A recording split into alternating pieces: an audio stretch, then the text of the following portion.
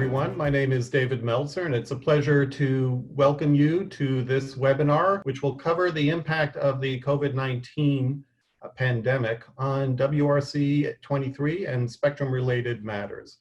I'm the Secretary General of GVF, and it's my pleasure now to introduce our panel. First, I'd like to introduce Paul Diedman. Paul is the Director of Spectrum Regulation at Inmarsat, where his role is to ensure that the necessary international spectrum regulations are in place for the continuing operation of the current Inmarsat satellite networks and future systems.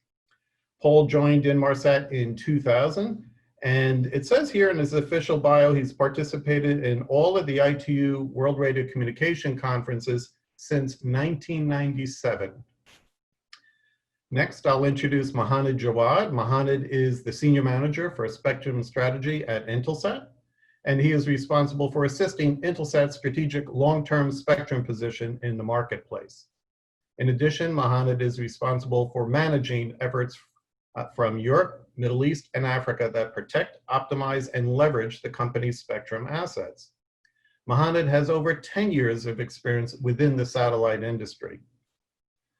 Next panelist to be introduced is Ethan Levin. Ethan is the Director of Orbital Resources at Eutelsat. He's been there since 2010. Before joining Eutelsat, Ethan was responsible for regulatory policy and management of service and spectrum licenses at the global level for Inmarsat, which he joined in 2002. And before Inmarsat, he held various responsibilities at Alcatel Space Industries starting in 1989, including regulatory standards coordination for the Skybridge broadband satellite program. Finally, I'd like to introduce Alexandra Valet. Alexandra is the current Chief of the Space Services Department in the Radiocommunication Bureau at the ITU, and he's been there in that position since November 2017. Alexander has worked for Orange, for Eutelsat, and for the French agency in charge of radio spectrum management, where he was in charge of regulatory matters. As you may have noticed when I introduced each of the panelists, each of them has a lot of experience in satellite spectrum matters. And if you add up the combined experience of the four panelists, it totals over 80 years. That's a lot of experience. A lot of WRCs, a lot of consultations, a lot of auctions. And I think it's a safe statement that no one has seen an impact on the global regulatory environment such as brought about by the pandemic. And that kind of leads to my initial question, and this one's for all the panelists. We've seen the pandemic lead to delays in consultations. These delays on the consultations obviously impact the timing. And I'm wondering for the panelists, what changes in the outcomes of the consultations as a result of the delays? The flip side of that question is some consultations have gone on without delay. And do you anticipate an impact on the outcome of those consultations which have not been delayed? Because obviously many of us are working from home and have a number of challenges. So to all the panelists, and please volunteer, what impact will these delays in consultations have on the outcome of both the timing as well as the substance of the consultations? Who would like to go first?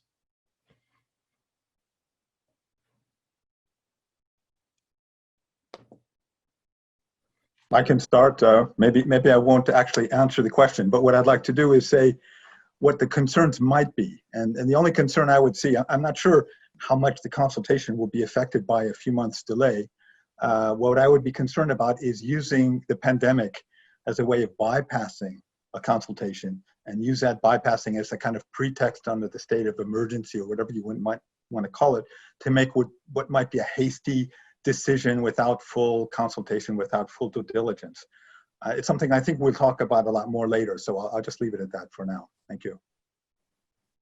Thanks, Ethan. Anyone else want to talk about the impact of the delays in consultations on the ultimate outcome?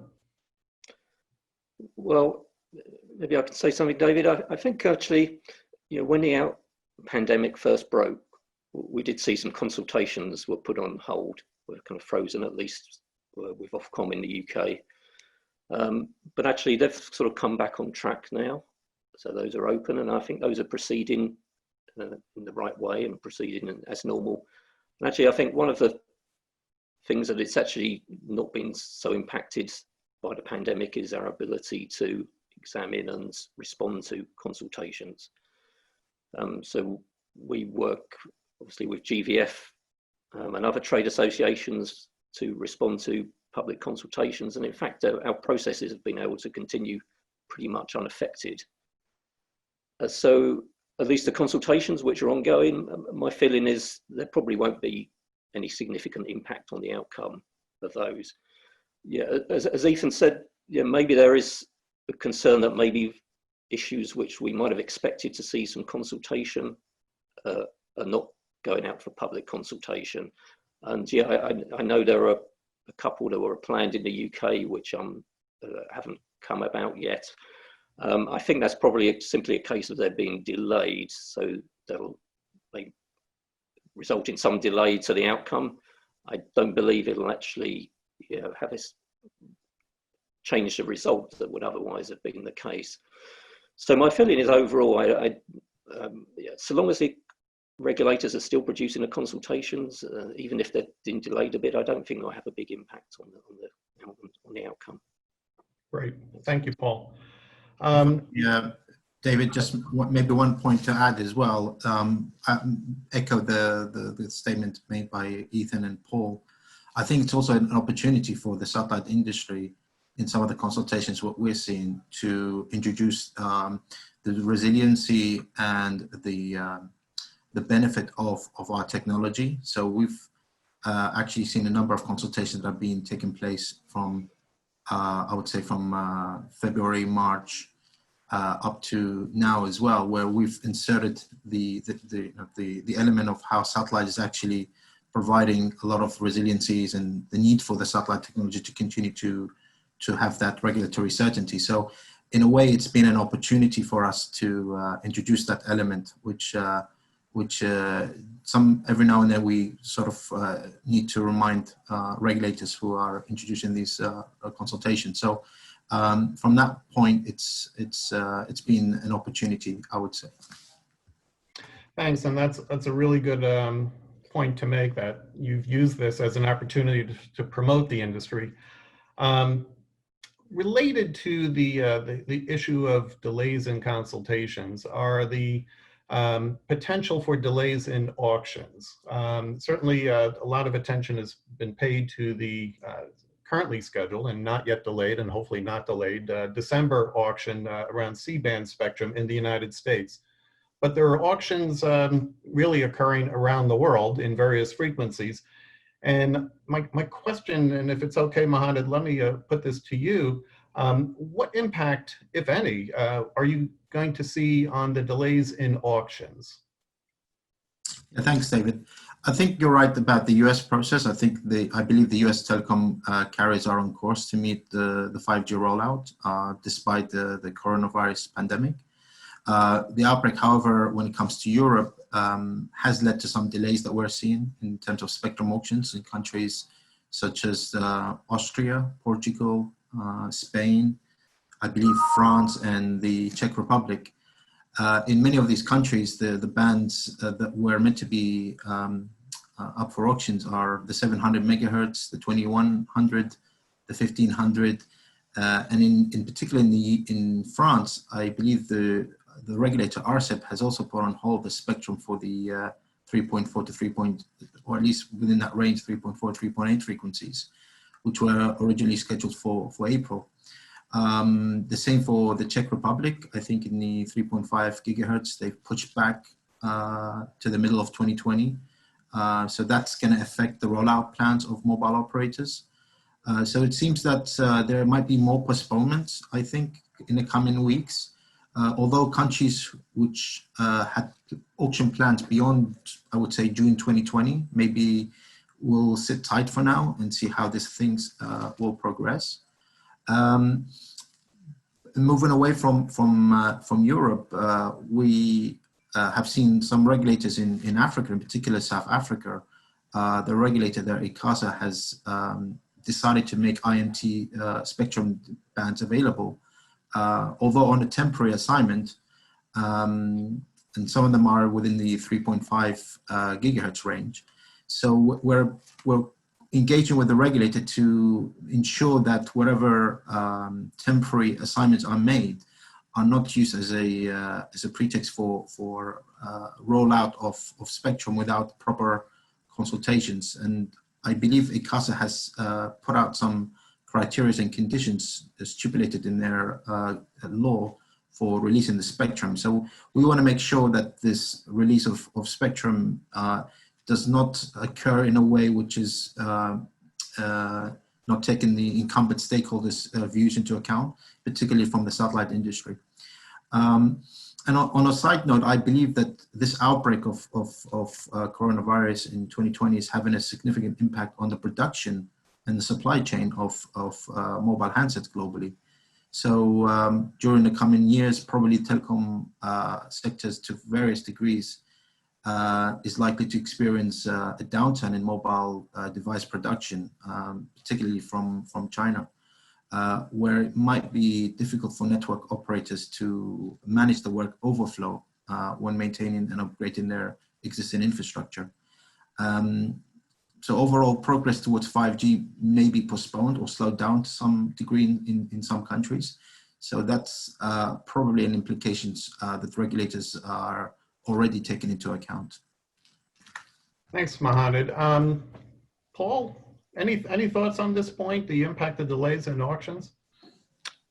Yes, we have seen some delays, and particularly thinking about auctions for C-band spectrum around 3.6 gigahertz, which is always a hot topic, of course, for the satellite industry because there's such heavy use of that band by satellite earth stations. But it's also a very popular band at the moment for auctions for terrestrial 5G systems. And in fact, so in a way, a delay in the auctions, in a way, is potentially some benefit, because we've seen in a lot of countries that when the bands are auctioned or made available for terrestrial 5G systems, the incumbents, which typically includes earth station operators, have to terminate their operations or move to a different frequency band or even to a different location. So actually a delay can actually give some respite in the need to have to make that shift. And it may be a temporary respite, but it is something. And in fact, it can in fact be quite important, because actually making this transition from maybe one part of C-band to another or one location to another, where that's going on, the pandemic has had an effect on that process in itself, because, for example, getting equipment available on site, getting personnel available on site, that's actually put a delay in the process of making the necessary transition. So in fact, even though the delays that are taking place in some countries are probably due to kind of practical reasons for the difficulties of getting the potential bidders organised and together to be able to operate the auction process, actually it's probably quite important in some cases to have that delay to allow the incumbents to make the changes that they need to, that are necessary before the auction can be finalised. That's very good points. And this related question may be outside the expertise of the panelists, but do you see the change in usage patterns, the delays, as Paul just mentioned, do you see it impacting the prices to be bid in auctions? And obviously the answer may differ country to country, frequency band may also impact that, but any thoughts whether the prices to be proposed in the auctions are going to be influenced at all by the pandemic? Maybe I I don't have an opinion myself on it, but I just report on, there was a Forum Europe, which had a conference called Spectrum, Connectivity and COVID-19. And they did a poll at that conference, and 20%, I think it was 20% thought it would be lower, 20% thought it would be higher, 40% thought it would be the same, and the others didn't know. And I think that, who knows? That's a fair answer. Thanks. Let me turn to see if anyone thinks, and I'll look to Alexandra to kick off the discussion. If anyone thinks the delays, the cancellations and conferences and meetings, the postponements, the fact that many of these WRC-23 related meetings are being held virtually with amended agendas. Do you see the pandemic have an impact on the outcome of the WRC-23? And I think we all agree, had this pandemic occurred 12 months ago, in other words, in the immediate run-up to WRC-19, it very much would have had a dramatic impact and possibly requiring the postponement of the WRC-19 in Egypt. Fortunately, we don't have to face that. But what impact, if any, and again, I'll start with Alexander, what impact, if any, do you see in all of the, in some cases, postponements and others cancellations of conferences related to WRC-23? What impact do you see on the outcome of WRC-23, if any? Alexander? Oh, and before Alexander, just a note for the people, and we have, I think, close to 70 people right now. If you want to ask a question, at the bottom of your screen is a Q&A function. Please feel free to ask a question, and I'll do my best to weave it into my questions or directly to the panelists. So please do take advantage of the Q&A function at the bottom of your screen. So Alexander, over to you. What impact, if any, do you see on the pandemic on WRC-23? Yes, thank you very much, David. Well, as you mentioned, fortunately, in fact, the WRC-19 just happened, and therefore it means that we are at the start of your new study cycle. So we are in the part of the cycle where we try to organize ourselves for 2023. So this part of the organization of the work can more easily be done by correspondence or by virtual meetings than real negotiations. So in this sense, as you mentioned, we are quite fortunate. And I'm glad to report that at least for ITU, we have indeed started the work through virtual meetings. We have established a correspondence group to progress the initial part of the work. Of course, at this time, this is the initial exchange of parameters and technical studies without drawing any conclusion or approving any official output. But at least we have been able to set the process and to start the work. Noting that the WRC is planned for 2023 and that the end of the studies are planned for mid-2022, we do not currently foresee any impact on the schedule of the WRC-23. We have noted even some positive aspects. In fact, the virtual meetings attract a much larger participation than physical meetings. It's easier for many participants, and also, in my view, it's cheaper for many participants to attend the virtual meeting instead of coming to Geneva. So it has increased the number of participants to these meetings. And as such, the preparation, in fact, for WRC-23 may benefit for more participation and more involvement in the technical discussions. Therefore, it could help to build an earlier consensus on some issues than what we have seen for previous conference. Of course, the hot topics will remain very hot and very debated until the end. But maybe we are a little bit hopeful that we can maybe try to find more consensus on, I would say, lukewarm issues before the conference. So, yeah, in conclusion or in summary, we have started virtually. We are quite lucky with the time frame, and let's hope that it can also have some upside. Well, that's actually good news that you don't see an impact on the outcome, and it does make sense that I think about it, that by going virtual, you are getting greater participation, and this may actually pay dividends down the road as we get closer to WRC-23. Paul, what do you think? impacts on WRC-23 as a result of the pandemic? Paul? Yeah, well, first of all, I agree that if you need to have a pandemic to disrupt the WRC cycle, now is the good time to have it, if there is a good time, because it's much easier to recover from the beginning of the cycle rather than at the end of the cycle. We had last week, I think, was the first web meetings of some of the ITU working parties that cover the satellite issues. That's Working Party 4A, 4B and 4C. So they had their first sort of virtual meetings or web meetings last week. And I think, yeah, one of the sort of telling takeaways from that was indeed the very large number of participants who joined that, probably more than we would normally have in a face-to-face meeting held in Geneva.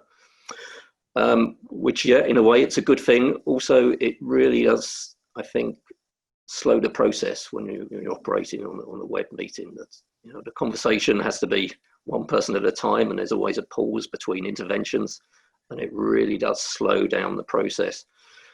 And in fact, I think, frankly, I think we saw one or two administrations last week kind of, well, taking advantage of the fact that there was limited time available and actually blocking some of the important decisions that needed to be made last week about the organisation of the work.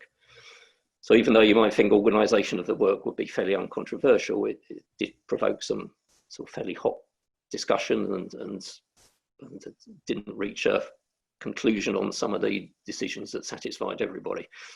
So frankly, I'm really a bit fearful that if we have to continue using this kind of web meeting process, it could really impact on our work between now and WRC-23.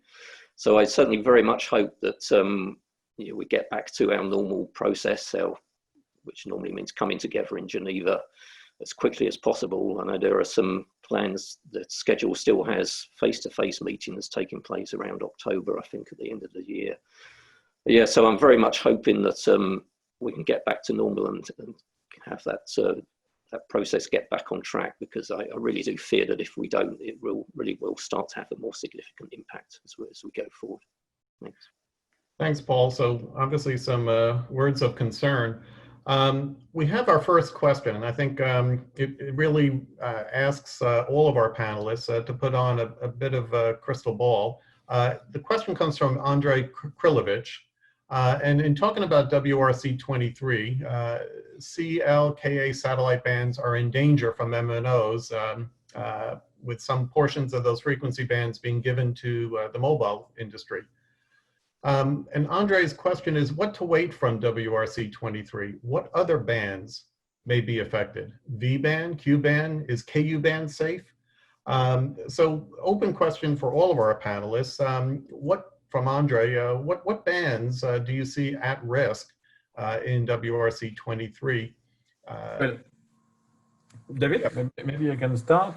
Please. Well, the most important band, I would say, or the most discussed band for IMT in WRC-23 will be certainly the UHF TV band, in the sense that this is an agenda item that was discussed between the mobile industry and the broadcasting industry since almost 8 years.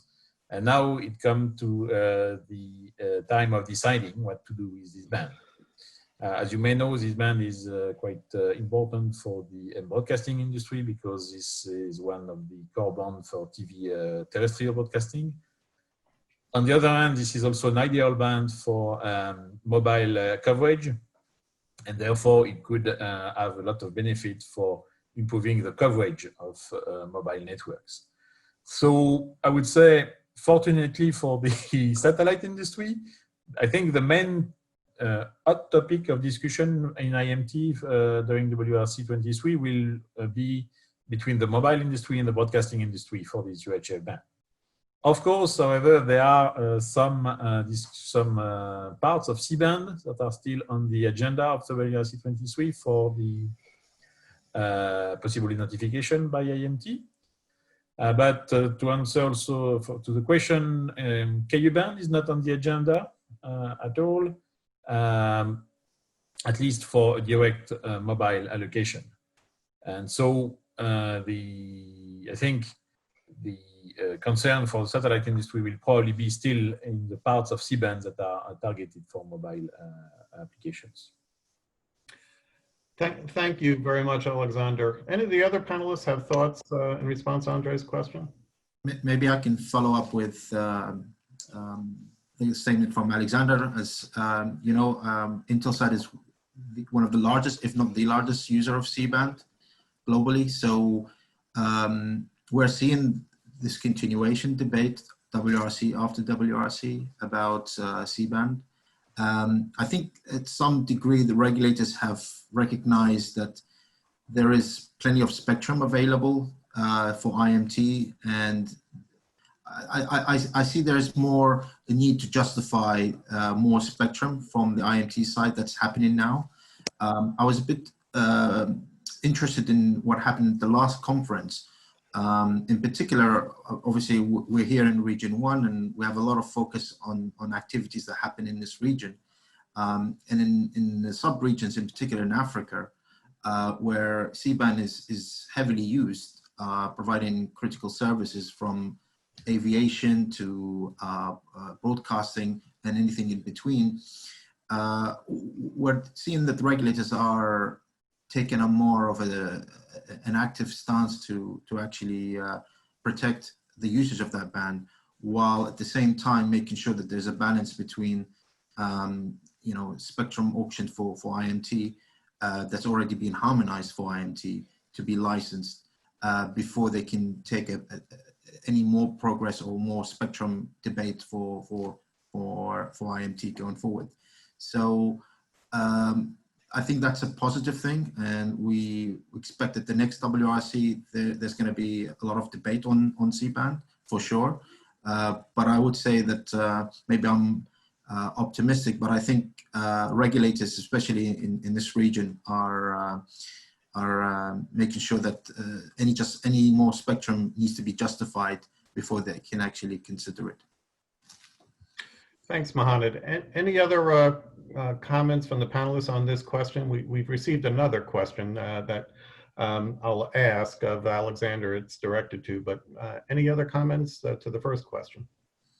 Yeah, I think for my David, I think, well, first of all, when we're thinking about the agenda items for WRC-23, we should probably remind ourselves that there are actually a lot of important agenda items that are beneficial for the satellite industry. A lot of agenda items about, in particular, opening up certain frequency bands for stations in motion, so inter-satellite links.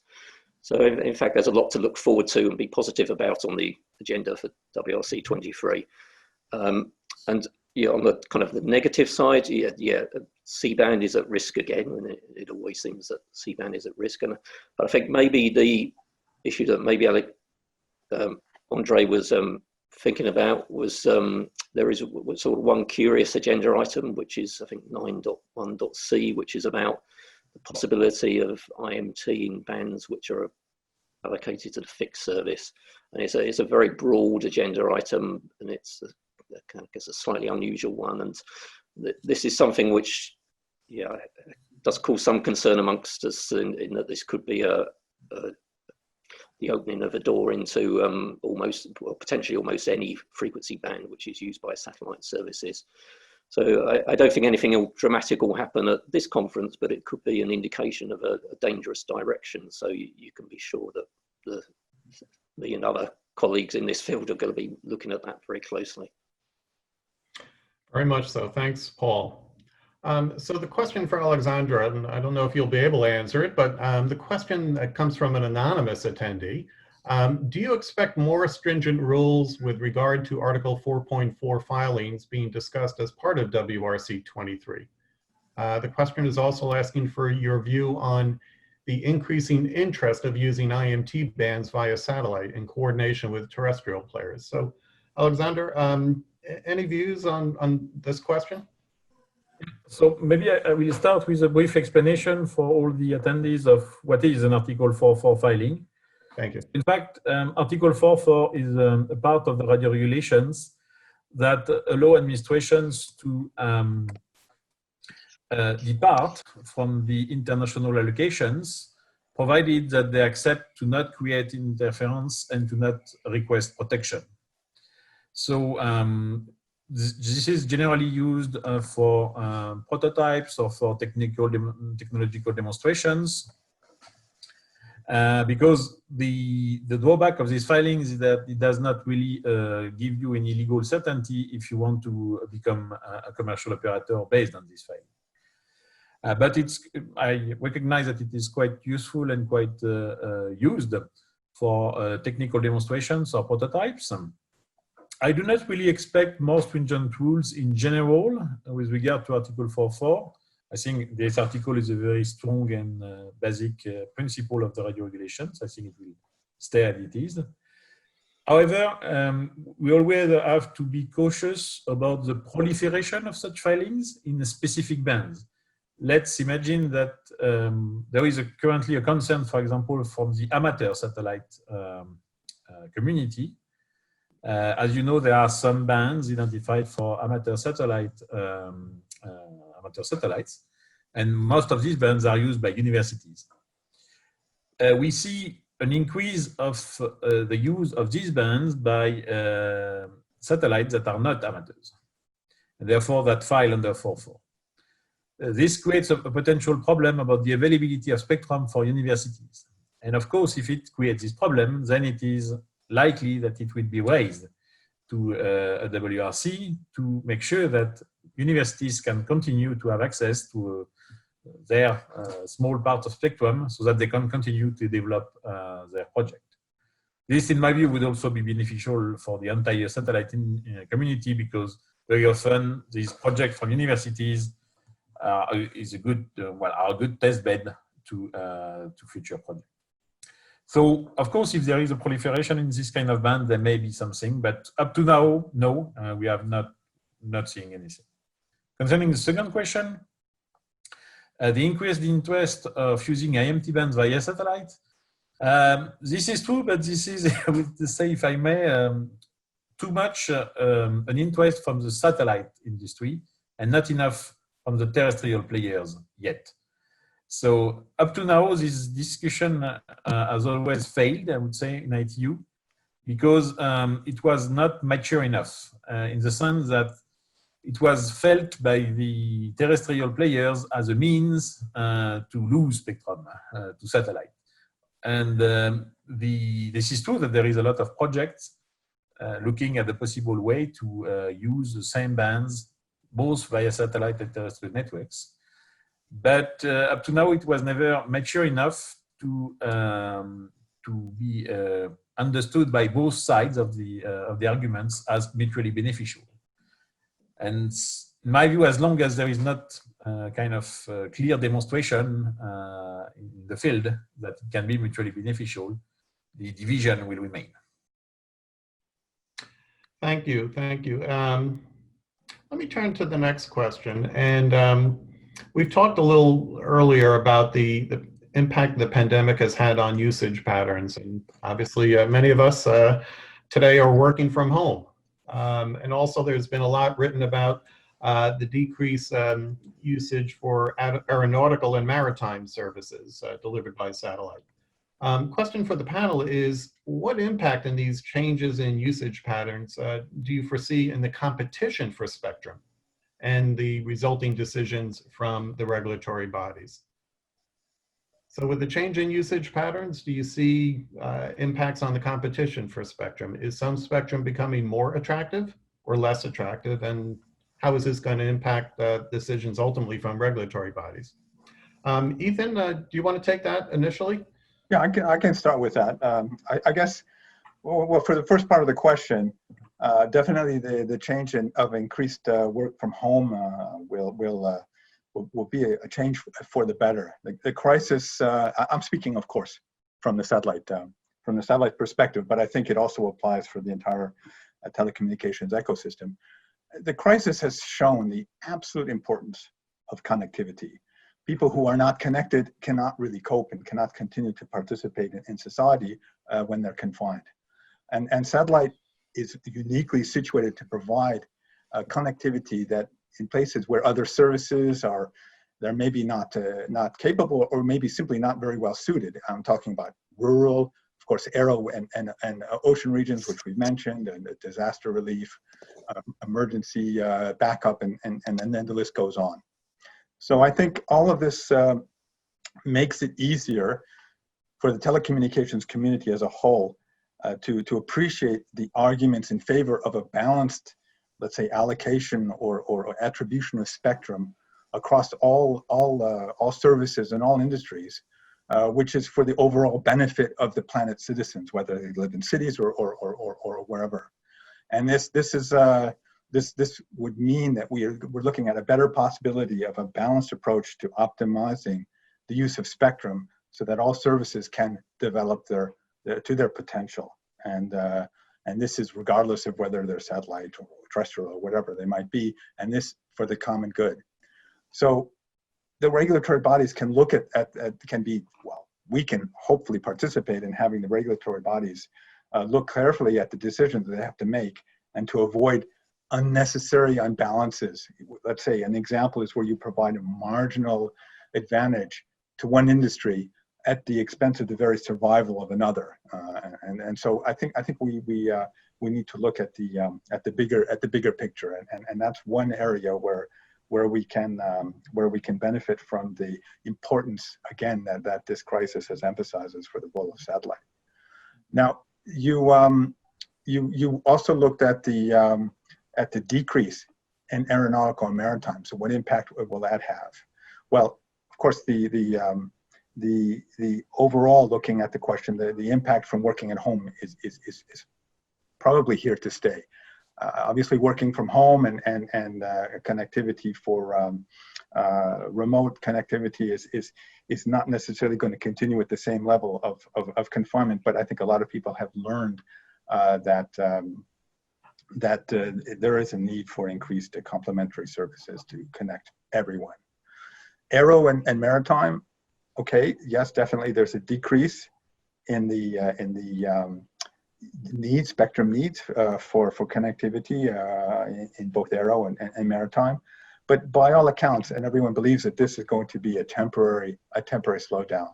I didn't see the statistics myself, but someone referred to the NSR predicting that within an 18 to 24 month period, and this is in view of the crisis, that the CAGR, the compound annual growth rate, is going to resume at 10% for these services. And again, it's satellite, which is probably best or even uniquely suited to provide the connectivity over these international spaces, international air, and of course over open ocean regions. So I think, so what is the impact on the competition? I think there doesn't need to be absolute competition. We've always said that. But what there needs to be is a balance and a way of serving the needs of all services in a complementary way to make up the entire telecommunications infrastructure. And I think both of the things that you've noted in this question will work to our favor in being able to have a dialogue with the regulators and reach what we're striving to reach. Thanks, Ethan. So a positive view, certainly with respect to work from home, and then a short-term view. And I know that Northern Sky Research report, as you said, does predict a dip of 18 to 24 months and then resuming with robust growth. That was for aeronautical, but I suspect the same for maritime usage, as you know, has different components, such as for the cruise ship industry, which has been greatly impacted, but commercial maritime not as significantly impacted. Muhanad, what are your thoughts with the change in usage patterns? Do you see an impact on the competition, as I put it, for spectrum, and ultimately decisions coming out of the regulatory bodies? Yeah, thanks, David. I would echo a lot of what Ethan said. Also, this WRC cycle, there is an agenda item that's actually looking at more uplink spectrum for the aeronautical and the maritime industry. So that's from a satellite technology point of view. It's a positive. It shows an interest, particularly on the uplink side, because yes, the COVID has disrupted the in-flight connectivity market, with air traffic down by at least 80% in most regions. However, I think the long-term opportunities, as highlighted by the NSR, it's shown a positive growth despite the COVID. I think air travel will resume. And in particularly with the social media aspect and people always working on the move, there is more demand to uplink traffic, not only to downlink and stream videos, but we're seeing people on holiday coming back. I'm sure this is gonna come back with more vigor to send social media data. So there's definitely a need for that traffic, and that's evident by the agenda items that are to be studied in this cycle. I think over the next 24 months, it will be challenging, no doubt, particularly for the in-flight connectivity. However, I think the plans and the contracts are largely delayed. They're not cancelled. So this sudden drop of capacity will no doubt resume, and we're confident that this will happen probably within the 18 months period from now. This will definitely be sustainable, be growing forward. I do want to mention though, however, that this period, I think with this experience, is creating an environment with probably will serve as a catalyst for industry consolidation. I reckon that consolidation that could take different forms, whereby different service providers would include vertical integration with satellite operators. So that's something that's, I think it's a natural progression. With every phenomena, with every experience, the industry will adapt and move forward. And another element that's probably gonna help the in-flight connectivity, but also anything that's in motion, whether it's on vessels or on airplanes or connected cars or trains, is the innovation that's happening on the ground side. We're seeing a lot of innovation on the satellite side with high throughput satellites, next generation satellites such as EPIC, and other satellite operators have their own high throughput satellite technologies as well. But that's happening on the space segment. But on the ground segment, I think with phased array antennas, flat panel antennas are able to sustain a very high degree of accuracy aligned with the satellite will improve dramatically a lot of applications that are in motion. So I think right now, yes, we're going through a difficult time, but we're optimistic and confident that this will pick up. Thanks very much. So we have 3 questions from the participants. One is specific to Alexander, and it's fairly narrow, and I'm going to ask Alexander if he can type an answer and respond that way. The other 2, let me ask the entire panel. From an anonymous attendee, will the effect of COVID-19 in making broadband connectivity even more vital than usual, will it add greater weight to first, the protection of satellite bands from other satellites services? Second, the enhanced use of existing satellite bands. And third, the development of new satellite bands. So really going to the increased, if the right word, the vital nature of having broadband connectivity. What impact do you see it having on protection of satellite bands from other services, enhanced use of existing satellite bands, and finally, development of new satellite bands? Does anyone want to volunteer to take this question?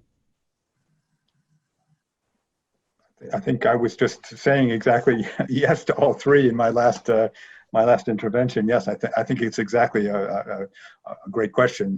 But yes, there's always been this background dialogue about trying to show the need for global connectivity, for need for addressing the digital divide, for need for nations, regardless of their urban or rural distribution and their populations, to be able to participate in the digital society. And I think the COVID crisis, as I mentioned just before, definitely puts that into strong focus. So yes, absolutely. What I was saying before, it'll make our arguments much more visible and much more audible. And I think that we're already starting that way, and we have projects going forward in the future to provide the broadband connectivity. In our case, it's GSO satellites, but there are other satellite technologies, and they're all towards the same goal, we were definitely getting the need to protect the satellite spectrum as a primary and a vital concern, and that goes also for new spectrum, of which we already see some new uses and new spectrum in this very next conference, as Paul has mentioned. So yes to all three. Thanks. Yeah, and if I could add I wholeheartedly agree, and certainly the answer to that question is yes, it should provide a great impetus to protection of spectrum and better spectrum access for satellite.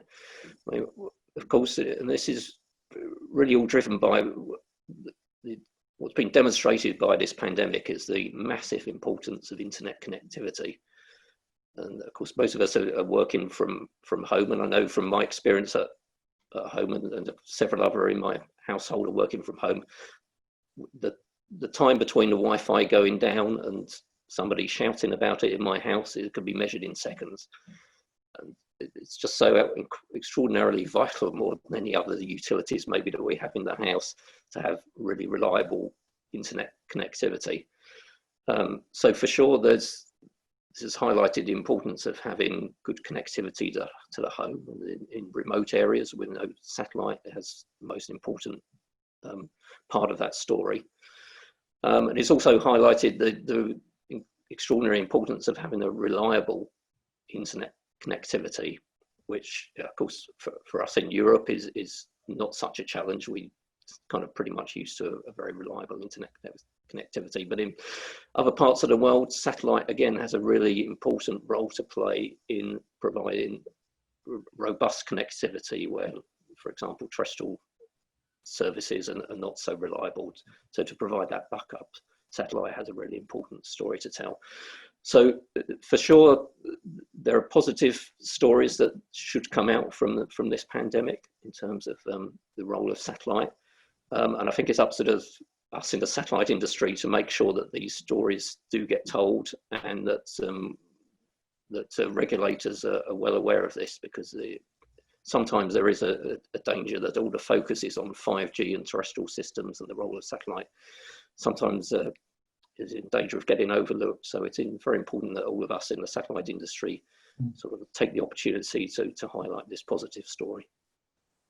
Yeah, maybe I can just add, I think it's definitely a positive to highlight what the satellite industry is doing during this COVID period. I mean, I'm sure other satellite operators are doing exactly what here in Intelsat we've been involved with a lot of the NGSOs and a lot of distributors for educational purposes in many different places around the world. Other operators are doing exactly the same thing, and for sure we're highlighting that within the ITU sector as much as we can, whether it's providing free internet connectivity or educational content to schools, to healthcare facilities across many parts of the world. Thanks very much. And we have a question from Richard, which I don't know if anyone on this panel or frankly in the industry can answer it definitively, but Richard raises a really good point. And his question is, working from home is making some of our work difficult to support customers because we have to get authorization before we can travel to do support in the rural villages. So his question is, when will this COVID-19 stop? As I said, I don't know that anyone can answer that question definitively, but Richard points out a very significant impact that the pandemic is having on rural communications, as satellite is a solution for many, many underserved areas. The travel restrictions are greatly impacting the ability to roll out those services. Does anyone on the panel want to add to Richard's question or respond to it? All right, well, I guess, Richard, the answer is we don't know when this will all stop. I certainly, I think one measure is certainly going to be the development of vaccine and the distribution into people's bodies of the vaccine. Maybe, David? Yeah, please. Maybe just, sorry, Alexander, go ahead. No, go ahead. No, just maybe to highlight the fact that this pandemic has also shown the importance of being prepared. And that's, in my view, quite positive as well for the satellite industry, because I know that the satellite industry has advocated for years that please be prepared for a disaster or a difficult situation. You need to put in place some resilient communication link and so on. And now, in fact, you see it live. And so, in my view, this vindicates all the years of information by the satellite industry that, yes, the satellite links can provide some connectivity even in difficult times. And yes, you should plan for them ahead of time and not during the difficult times. So I hope that after the pandemic, these arguments from the satellite industry will receive more attention, and certainly that would, I think, be useful for the resiliency and the preparedness for future events. Thanks very much, Alexander. And certainly, to the extent online training is available, I know GVF with our partner SatProf offers online training, and that can definitely mitigate a lot of the impacts that people are seeing with the restrictions on travel. I want to turn to the next question, which I think we haven't yet touched on the fact that there are all sorts of bilateral spectrum discussions, coordination issues between satellite systems. And what sort of impact is the travel restrictions associated with the pandemic? What impact is it having on these bilateral spectrum discussions, many of which traditionally have occurred face-to-face and somewhat in the hallways? That's where solutions are often found. And a related question is, are there tools out there that replace those hallway discussions? I'm talking about the chats with colleagues from the other side of the table that you can safely have in a hallway. There's no written record, but where you can really hammer out an agreement. Obviously, without face-to-face meetings, that makes it all the more difficult. So, two parts to the question: what impact on these bilateral discussions, and what tools, if any, are out there to fill the gap left by the absence of hallway discussions, as I call it? Who wants to take that? Alexander, can I ask you to take that? I can say. Well, in ITU, we see that from exchanges between administration or between actors, that there are still ongoing bilateral discussions, mainly by electronic means. We note, however, that these discussions may be more difficult to produce a definitive result. So things are progressing, but we note that maybe things are a little bit more difficult to conclude online, probably because of what you mentioned, the lack of the hallway discussion and the lack of very good tools to simulate that. I would say that it depends a lot on the personal relationship you may have with the person before the virtual meeting. If you already have a good relationship, you will probably find ways to simulate or to emulate these hallway discussion. If you don't, and if you have to create it or to build it virtually, it's much more difficult, because it's much more difficult to build a trustful relation virtually. Thank you. Ethan, any views on this? Yeah, I think it's a really, really interesting question, and I think I agree with exactly what Alexandra has said. We as a satellite operator, I've had some very difficult discussions, bilateral discussions in virtual meetings, and they went surprisingly well. But when you look back at why did they go so well, I think that there's two things. One is that already Alexandra has picked up on them. One of them is that you know the people very well. And the really difficult discussion that I'm thinking of is the two teams where we've seen each other, we've known each other. So obviously you can go right in and we were nevertheless surprised at how easily we were able to get from the physical meeting to a same level of, say, discussion in the virtual meeting. The other thing that I think was what we noticed is that we were able to schedule the meetings very easily and have people available. So suddenly all of these problems of finding a meeting date were kind of not disappeared, but became much easier. And I think looking back on that, maybe it's because everyone was confined. Nobody was going anywhere. So it remains to be seen how easy that will be once some of these constraints of travel and once our business, which it has to continue, your life will have to go on a little bit as usual from in the future as from before.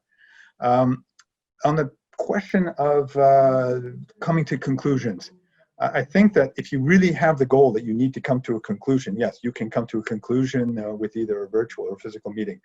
But if you're sort of in a more exploratory phase and there's a lot of open issues and you don't really have necessarily an objective of mutual interest for both sides to come to the agreement very quickly, which isn't the case of so many bilateral spectrum coordination meetings, my feeling is that having a physical meeting gives you this let's say incentive to conclude something. People have traveled, people have taken a lot of time, they don't know when you're going to be meeting again. And you say, come on guys, the clock ticks out, and you come to a conclusion and you sign it in the minutes. If it seems too easy to have another meeting, I said, well, let's do that tomorrow, let's do that next week, next month, whenever. That's maybe a real reason why it's hard to make the meetings as conclusive. But anyway, there's certainly a lot to be learned from the fact that everyone is more or less forced to try this, and I think there will be good things taken forward. I think the second question was about the hallway conversations.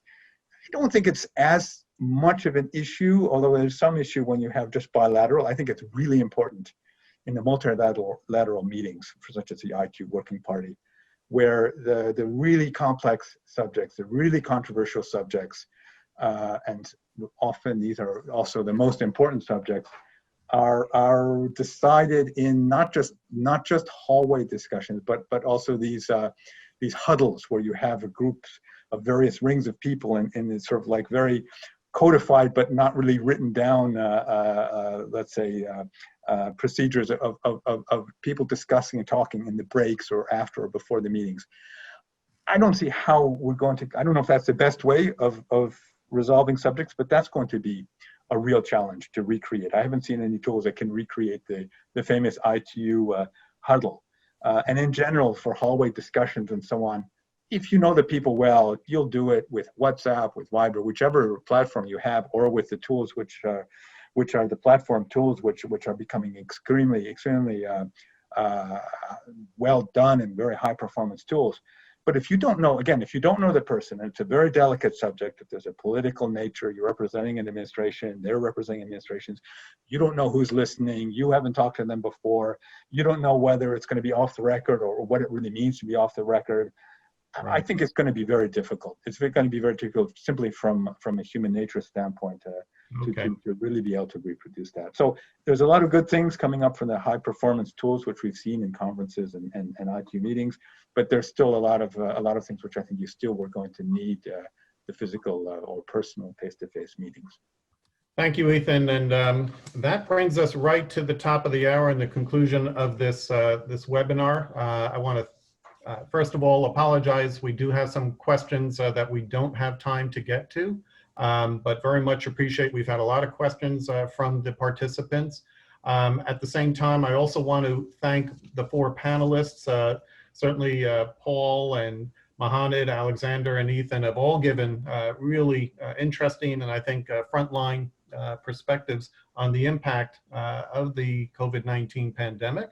And finally, just a note for our participants, in 2 weeks' time will be our next webinar, and would encourage everyone to register for that when they see the invite come out in another week or so. So thank you all very much for a really interesting and informative 1 hour. Have a good day. Bye-bye. Thank you. Bye-bye. Thanks all.